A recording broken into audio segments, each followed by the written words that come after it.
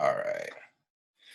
All right, guys. So today we have Thomas Glover with us. And Thomas, we want to thank you for interviewing with us today, taking your time out with ELIME. So basically, Thomas Glover is the owner and operator of XRO Studios. You have master skills in digital marketing, audio engineering, music videos, producing, just to name a few. So can you give us a little information about yourself, what you do, where you're from, a little background? All right. Well, as you said, my name is Thomas Glover. I'm actually from Trenton, where the studio is located. So I'm from Trenton, South Carolina. Um, I kind of moved around a little bit as a kid, but I was always kind of local. Moved to like North Augusta for a little while, then came back to the area. Um, my background is, typical kid. I started out playing in band, I think in like fourth grade or something like that. Um, and I remember I had like the ugliest. I wanted to play saxophone, but um, my parents like couldn't afford a saxophone. So back in the days, there was this book called like the I Want a book, and someone had a trumpet in there for sale. And my dad was like, "Well, the trumpet is kind of sound like the saxophone a little bit." I'm like, "No, it don't. It sounds like a trumpet." So they paid like $50 for it. And when I got it, man, it was like all beat up, like it had dents in it, like it was like crazy looking. And I was so ashamed because everybody else had nice horns, like they had nice trumpets. But man, you know, I um I ended up like playing better than everybody. So I became known as the kid with the beat up trumpet that could play his ass off. Yeah, yeah. So after that, man, I went to high school, Strong Thermal High School. I did marching band and all that stuff.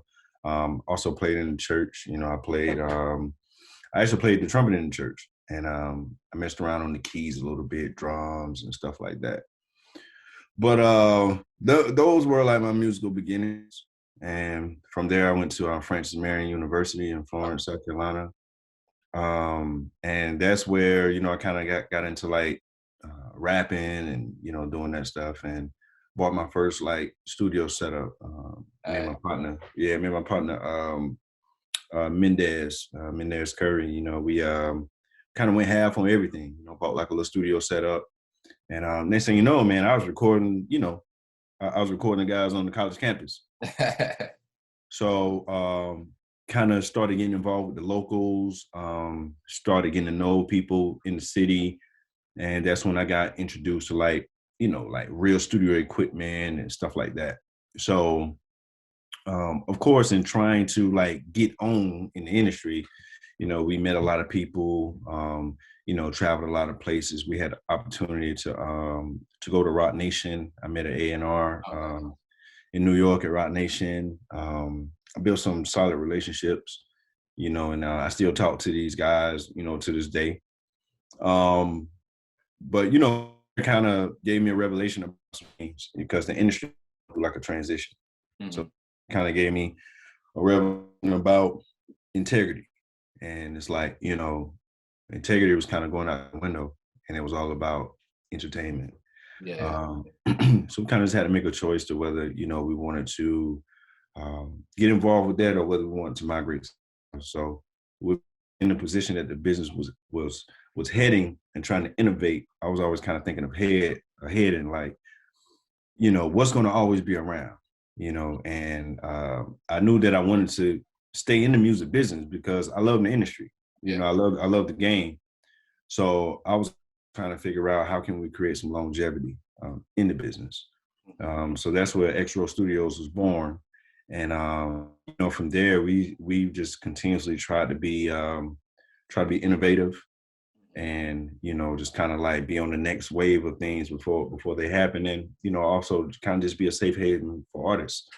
um the beautiful thing about us is we're like the epicenter of the industry, so we talk to the A&Rs, we talk to the DJs, we talk to the music executives, we talk to independent labels, we talk to major labels. So it's kind of like, we are a vital resource for the recording artists because we know what they're looking for right now. The Yes. game's kind of changing so fast, you know, it's important to stay on top of that because things so rapidly now. So that's it, man. In a nutshell. Love it, love it, love it, love it. No, that's cool. So what would you say is a major misconception about like working with like new artists? So misconception as far as what? Explain that a little bit more. Just for like working with new artists, like let's see. Basically I'm just asking you, feel like working with new artists, there's always like some say so about like you shouldn't do this, you shouldn't do that. Like, is there anything to like your knowledge that you feel like that's like a common type of rumor or type of like talk about like working with new artists that you feel is false in any sense? Nothing that I just Um, have in mind, just a general question. right. Nah, man. I think one of the I wouldn't say a misconception, but it's just like one of the things like working with new artists is um a lot of artists kind of come in and it's for recreation Hmm. and but they kind of have a notion like man, I'm trying to get on. And I like to use like metaphor and but it's kind of like artists it's like wanting to say, hey, I want this job, but I never like go fill out an application. I Hmm. just go down there and say, hey y'all, I want to work.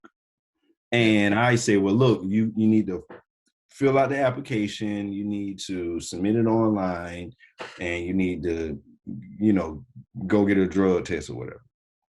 So sometimes, I think artists come, I think artists have the biggest misconception instead of like studio, engineers and stuff like that. I think artists have the misconception about the studio and they have the misconception about the industry. So Uh, therefore they kind of come in with a different demeanor. um they kind of come in thinking, yeah, I'm gonna make this and then this is going to be the end all be all. I'm gonna put this on Facebook and it's about to go crazy. So sometimes it kind of like upsets me that artists kind of have that misconception because I'm like, man, some of y'all like really talented and really have the potential, but you're probably never going to reach your full potential because of the misconception that you have about the music industry. So mhm. that's what I would about that. Okay, no, cool, cool, cool. So, how could a new artist prepare themselves for the studio? Um, just like you prepare yourself for a job interview or prepare yourself for, leaving the house to go to work or just whatever. Like, make sure you got all your tools, practice. Um, because I think that the internet kind of gives people the perception sometimes that I can write a song in 5 minutes, or I don't have to write at all, or I don't have to rehearse at all. So sometimes artists come to the studio and everybody has this, yeah, man, I lay down songs in 5 minutes. I do this and I do that. And it never fails. As soon as they get behind the microphone, they babble. So, some people like we have a 2 hour minimum. They was like, nah, it's only gonna take me 30 minutes. Like I probably only need an hour. And they never get through a song. Mm, And in my mind, I'm like, I already know what happened. And what happened is, you're used to recording in your comfortable environment without without the critiques. mhm. You're used to, doing that. So now when you kind of get in an environment that's a bit more intimidating, you kind of start fumbling a little bit. So I would say artists need to rehearse. Yes. Rehearse, get your USB drive, make sure you got your music, and you got enough room to sessions when you leave the studio, because that's what you pay for. Like you pay to come and record your stuff and then to take it with you. Yeah, exactly. Exactly. So, that's what I would say that, I think artists need to definitely put a little bit more focus on that. Like take your work a little bit more serious, Okay, if you really, really want it to stick. gotcha. So, do you have like a favorite genre of type of music that you like to produce? Man, R&B, man. Like R&B Okay. is my R&B is my thing, man. I've been trying to like. I just feel like, man, what else can be done with R&B? You know, like what else can be?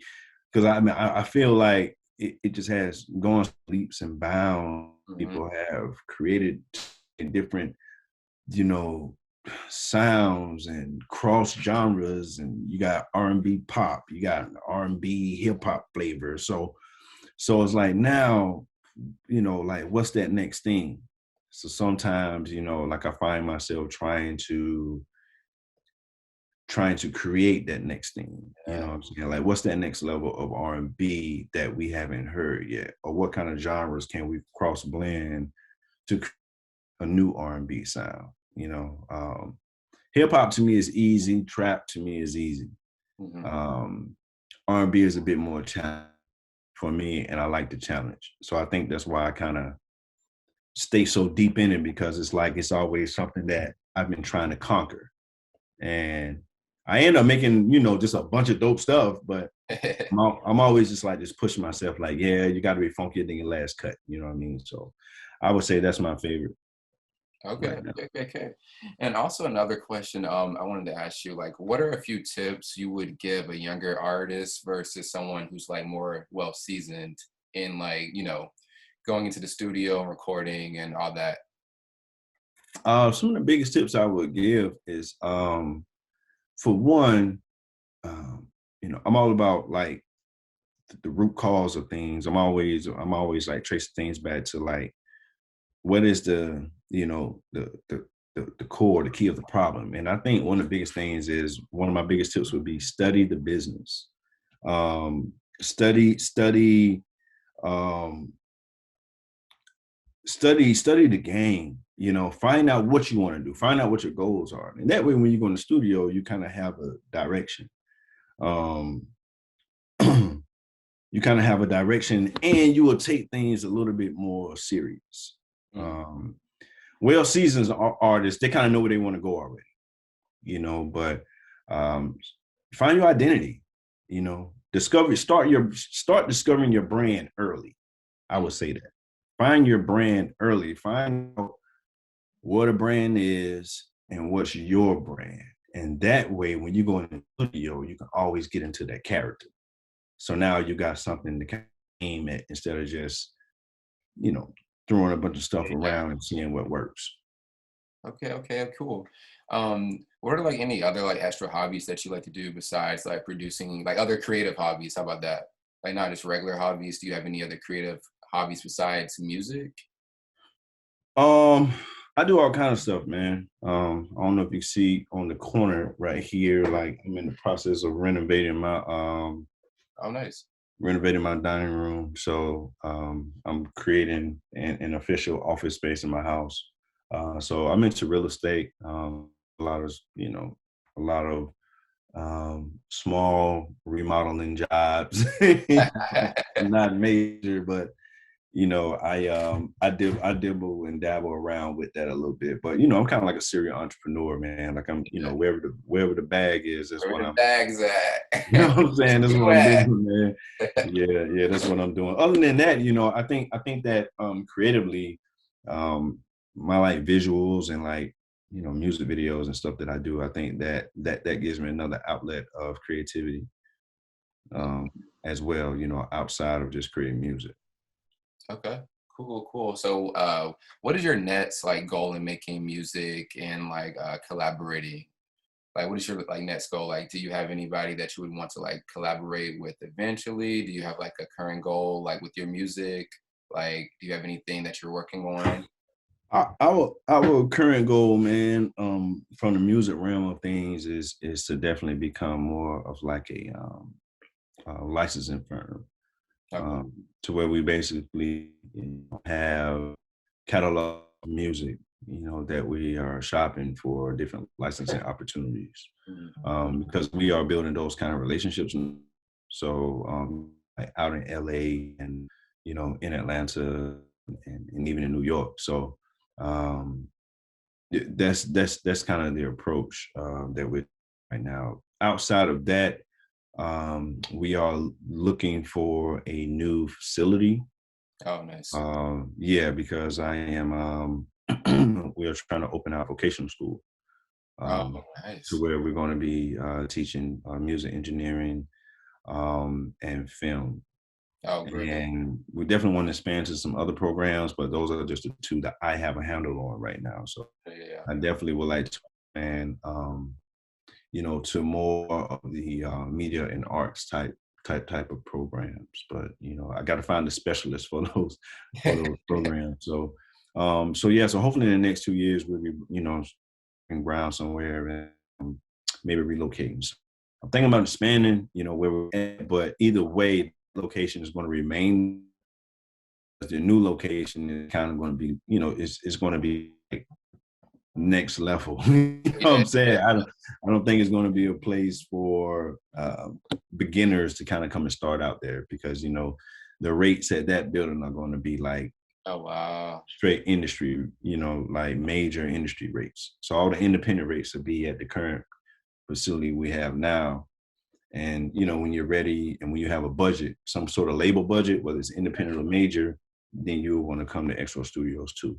Yeah, that So definitely helps with building and growing, and I love that because you have like a little this and that for everybody. You have like yeah, who yeah, yeah. people who are kind of already seasoned a little bit in the industry, and then the people that are already like in your current location as they grow, then they can take it to that next step. Maybe Exactly. that's what they want. So Exactly. that's great. I love hearing that, and I love Yeah. anyone who just wants to help like the younger generation, just anyone, and help them with their art, help them like figure it out and all that. Because I feel like no matter where you are, we need people who will give us those opportunities, like with the arts and music and stuff like that. That's not like depending on where you live, it's kind of hard to like get into that, you just can't get into that everywhere you are. So like we really appreciate people like you who, just give the youth and give just people in general and creatives Right. those opportunities. Yeah, and that's one of the reasons. Like a lot of people say, "Man, why did you build a studio there, man? You could have built it here. You could have built it everywhere." And I'm like, one of the reasons that we built it, that was one of the reasons because I'm like, I didn't grow up with a studio in this area, but I grew up around talent, and I just think about some of that talent if they would have had the opportunities Yes. that we are presenting now, where would they be? So there's some very talented people in the CSRA. There's some very talented people in these rural areas. So the next step is education because I think that's the piece that's actually missing. Um, I think that's the difference between our area and Atlanta is that Atlanta has schools and all this stuff that kind of teach people the business. So now they understand that yeah, it's really not a good idea to come in undercutting the game, Yeah, yeah, yeah. because now I understand the value in what I'm doing. So that's what I'm hoping that the school does. I'm hoping that the school kind of places the value on the business so people can kind of start taking it a little bit more serious and just start doing bigger and better business. Okay. Love it, love it, love it. That's amazing. So what type of word of advice or inspiration would you give to the average creative on a daily? Uh, Practice and study, man, and find your lane, find a niche. Um, we were having a conversation, about when I do consulting with some artists. A lot of times they're thinking on the Beyonce level, and they think that that's the only way to survive. It's like, man, I gotta get 1 million followers. Like I'm like, nah, the industry is now. You don't have to chase 1 million followers. You can find you 10,000 core fans Mm-hmm. that will buy your product and you can sell to them on a continuous basis. Yes. You can make $75,000 a year as a creative, off YouTube. You know what I mean? Like you don't have to leave your house, but you create these fans and you create these packages for your fans. And I think now the internet gives us the opportunity to look for fans all over the world. Yes. You Yes. know, instead of just going out our back doors like, nah, you know, but you know, use the tool, learn the tools, you know, study, learn the tools of the game and learn how to leverage them for your benefit. Because that's what the younger guys are doing, you know, like the like the little Uzis and what's the other little dude name that signed with QC? My Um little baby. no, the first guy that they signed, Oh, dark skinned dude with the little what is his name? Um, but anyway, like YouTube was his thing. Like he got popping in high school. oh, okay. So he was already getting money. Yeah. You know what I'm saying? So it's kind of like, yo, just kind of like learning the tools of the internet and how to use them. And I think the younger generation has that advantage, Mm-hmm. but they don't know the value of the tools because they don't know how things used to be. Yeah. You know what I'm saying? Like we used to have to sell out the trunk. We used to have to, you know what I'm saying, print up 100 CDs, you know, go to Office Depot or wherever, Walmart, and buy the 100 pack bundles and sit up all night and burn CDs and Yeah. It's write like, yo, on y'all them. want to buy And my CDs? yeah, you know, you at the store, yo, got the CD, give me $3, man, give me $5. And it's like now, y'all could just put it on the internet with the click of a button. Yep. You know? So we come from those humble beginnings. Mm-hmm. So now this seems like playing a video game for us. Like it's Yep. so easy. Be like, yo, man, all y'all gotta do is this. But sometimes they're like, yeah, I don't understand it. And it's because they don't know where it derived from. Like Mm-hmm. nothing is new. It's just like a new way of doing it. You Yeah. know what I'm Exactly. saying? So nothing in this world is new. You know, we just create more convenient ways of doing it. So Exactly. yeah, so man, just study, man, study the game. Just Google. Yeah. Google is very intuitive. Like you can literally type in the same question that you would ask me. You can type it in on Google and get an answer. You know what I'm saying? Yeah, like the same. I mean, the same way you can say, "Yo, what tools do I need to use to market my music?" Like you can hit Google on that, and you're going to get 1,000 pages Exactly. of Gotta do the research. yeah, you know, YouTube. Hit the YouTube button and watch some videos if you don't want to read. But Right. but that's my best advice, man. Learn the game, learn where you want to go. Okay, awesome, awesome. All right, Thomas Glover. Well, we just want to thank you once again for you taking your time out with us. I Yeah. love chatting with you, so the audience gets to learn more about you, what you have going on, and where can we find you at, like online? Man, I'm at black underscore G Money on Instagram. Okay. You know, XRO Studios, everything on Instagram as well and Facebook. And that's where I'm at, man. People can always visit xrostudios.com for the latest information, updates, and whatever we got going on at the studio as well. All right, all right. Well, we want to thank you again, Thomas, and until the next time, we just want to say keep creating and all that good stuff. All right. Thanks, sir. All Appreciate it. right, see you. Later.